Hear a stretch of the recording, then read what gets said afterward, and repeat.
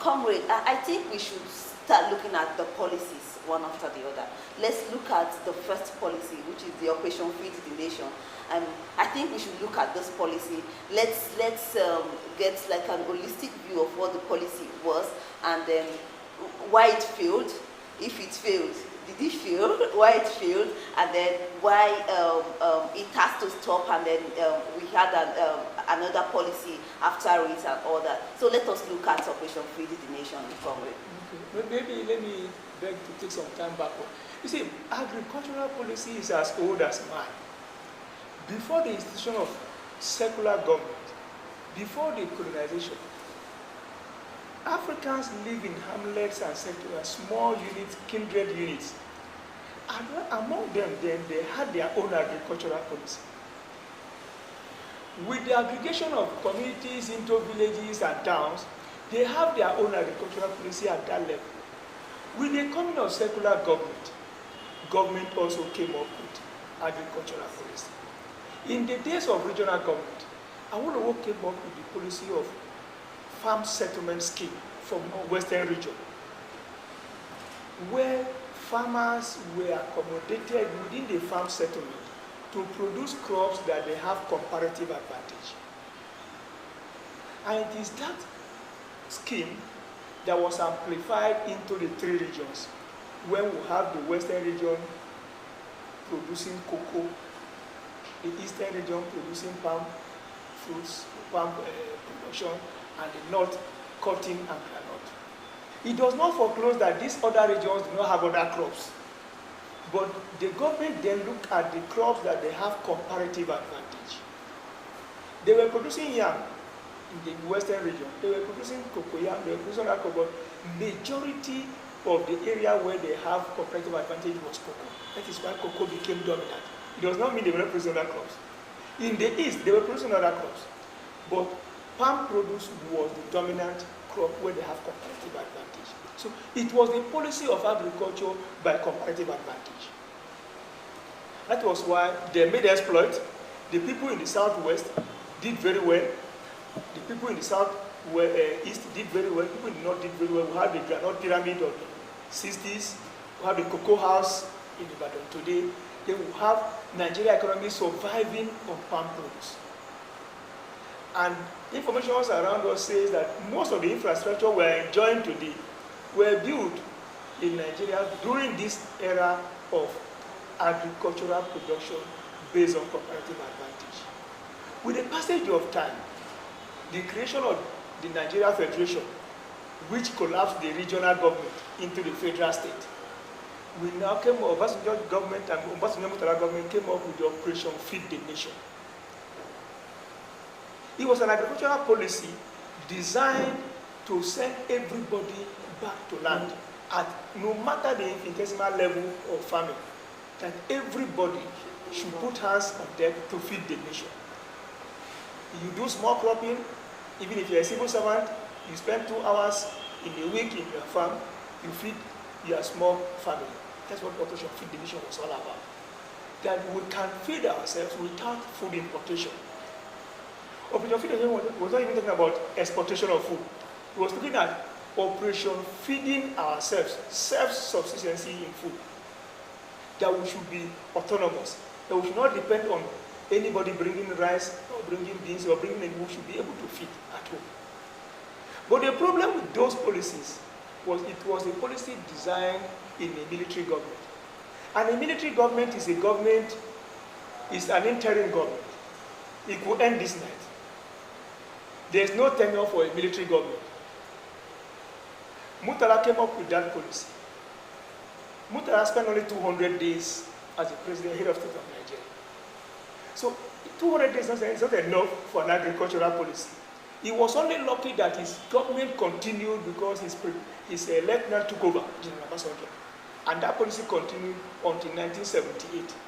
When Sheikh Shagari came in 1979, instead of continuity, they stopped that policy and renamed the policy Green Revolution, which has a different approach to agriculture. Some school of thought said that the Operation Feed the Nation farms were established in Calabar, in Ogun State, and somewhere in Jos. The ones in Plateau died, the ones in Calabar died. Green Revolution came and didn't recognize them. General Obasanjo took over the Operation Feed the Nation Farm in Oda and named it Obasanjo Farms Nigeria. And it became a different private enterprise. However, the beauty of it is that the farm continued to operate. Shehu Shagari came with the Green Revolution. The Green Revolution was talking about agriculture across Nigeria. That states and local governments should cultivate crops that they have comparative advantage, similar to the Awolowo farm settlement scheme. However, it was politicized, and people who were not members of the NPN were not accessing the facilities for this revolution. So it became a one-sided, lopsided project. States that were governed by other parties did not benefit from this revolution. So it became a political team. And the Shehu Shagari government was also short-lived as it was overthrown in a military coup in 1983, December 31st, 1983. And when Buhari took over officially, 1st of January 1984, he never mentioned anything about agriculture at all. So agriculture went to the doldrum. On the 27th of August, 1985, when General Babangida overthrew Buhari, then there was a resurfacing of agricultural policy again. In this intervening period, agricultural policy was an individual thing. Individual farmers had their own policy. And food importation discouraged local production. And in that period, there was no policy. There was almost a zero policy of agriculture until Ibrahim Babangida government came up with agricultural policy. And these policies came with what we call austerity, or what is called structural adjustment program. And structural adjustment program is an extension of an austerity measure that made farming, industrialization, transportation, everything almost difficult. And Nigerians grown under that structural adjustment program until the coming of the interim national government led by late Enesheneko. This government had only 3 months. Yeah. Before the government could settle down, there was another change of government. So agricultural policies are not policies that are short-term policies. They are long-term policies. So when you do a policy somersault or a policy abrogation, it kills the project. I have to start afresh. And by the time you're starting afresh, there is like my professor would say, a new Pharaoh that does not know Joseph. There will be a new policy that does not recognize the old policy. Yeah.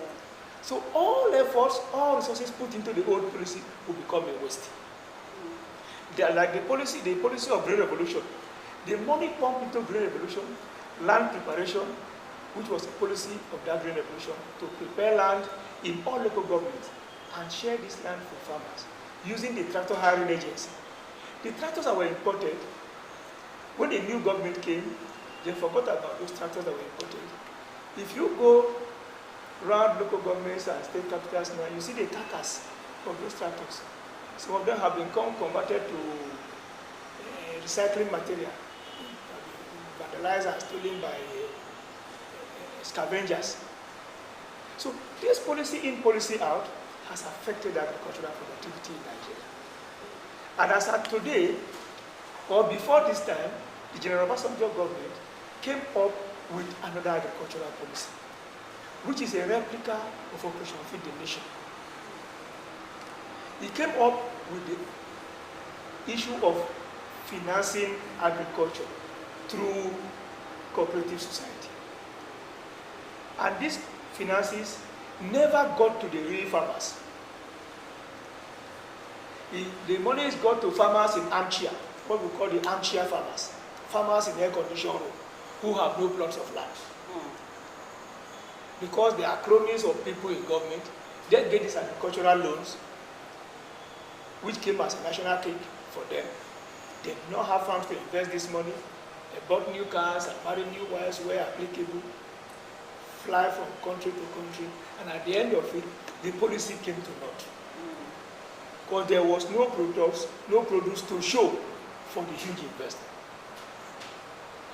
Fast forward, Jonathan came up with another policy, led by Femi Adesina, where the direct farmers got the direct money made for their operation, where farmers were directly remitted. Monies were remitted directly to the farmers.